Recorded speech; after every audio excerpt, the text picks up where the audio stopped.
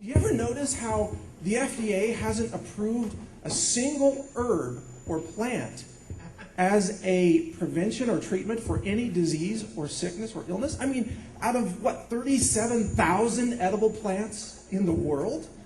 And medicinal herbs from China and India and South America, North America and Europe. Of all these plants, not one of them has been approved by the FDA as a treatment for any disease or condition. Not one. So I found that quite astounding. And I thought, well, maybe we have it wrong in this country, or at least the way the FDA handles things in this country. Maybe we've got it wrong. Maybe elsewhere they have a more open mind about the way things work, right? Because here in the United States, the FDA actually sent warning letters to 29 cherry growers. Does anyone know about this, the cherry threats?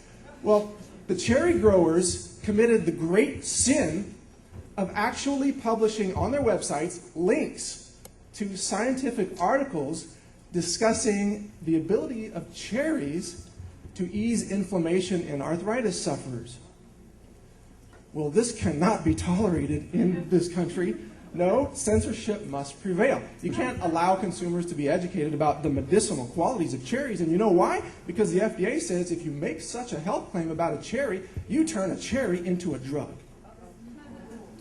Well, that's funny. I thought it was a cherry tree, not a drug tree, but maybe I'm wrong. Maybe the FDA knows more. So I said, I'm going to leave this country for a bit and do a little traveling, go to South America. Let's find out what South America says about these same herbs and superfruits and superfoods. What does South America say about them? So I decided to go to Ecuador. I was just drawn to Ecuador, the high Andes and the Amazon basin, the lowlands. I wanted to tour this whole area and find out, what does Ecuador say about these same herbs that in the United States they can't tell you the truth about what they do. Herbs like cat's claw, uña de gato, or chanca piedra, or sangre de drago is one of my favorite herbs from down there. In the United States, you can't say anything about these herbs if you're selling them. If you are a manufacturer or a retailer, you can't tell the truth on your label. Can't say it. The FDA will come confiscate your product. They'll put you out of business. Well, in South America, I went to kind of like a natural pharmacy, and they sell everything down there. You can buy Viagra right next to the uña de gato herb. You can have both if you dare. And for uña de gato, it says right on the label, in Spanish, of course, that this essentially kills cancer tumors. It stimulates the immune system. For chanca piedra, it says this destroys kidney stones. For boldo, another herb, a digestive herb, it says this causes the secretion of bile to help digestion. For sangre de drago, it says this eliminates digestive disorders. So they're telling the truth on these labels. I was astonished. And then I realized, wow, how distorted am I to be some gringo from up north coming down here to Ecuador and being astonished that some label tells the truth. That's an amazing realization. So, you know what I did? I bought some. I put it in my pocket. And I had some cat's claw bark. I put it in my pocket. And I was really happy because I've got this cat's claw now.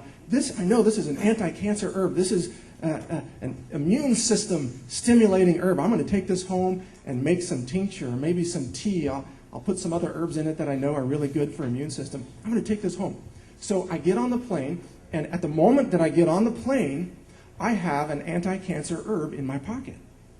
Right? Anti-cancer herb. Everyone knows it in Ecuador. Everyone knows this. I fly from Quito to, I think, Houston, landing at welcome to George Bush International Airport. I should have flown to Miami.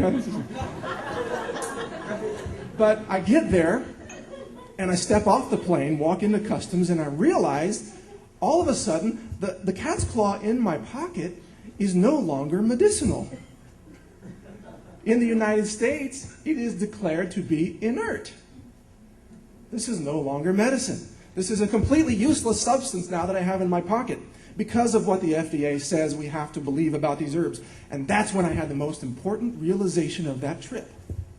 that the FDA believes in transmutation. They do. And it works both ways, because I could get back on that plane and fly back to Quito, get off the plane, and I would have an anti-cancer herb in my pocket. You didn't know that they have alchemical masters working there at the FDA. That's just a little story to share with you.